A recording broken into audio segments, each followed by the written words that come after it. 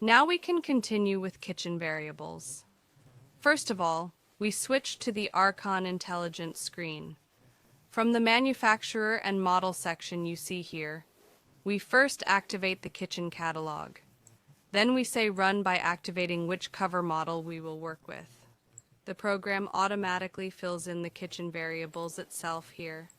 Then, if we wish, we can change all variables at the beginning of the project, at the continuation, and at the end of the project at any time we want.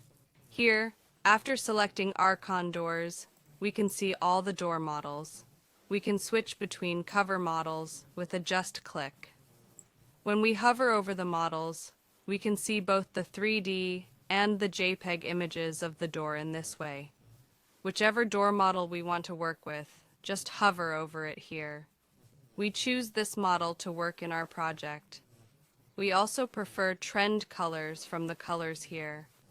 In trend colors, we can work with our water green model on the top and bottom cover.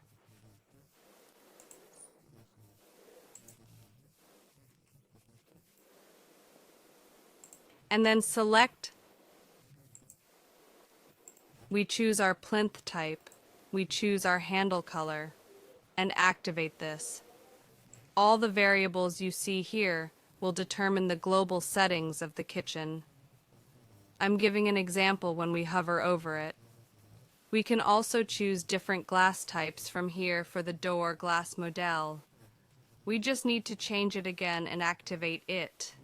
Then come back to the three-dimensional screen of the back and select the kitchen.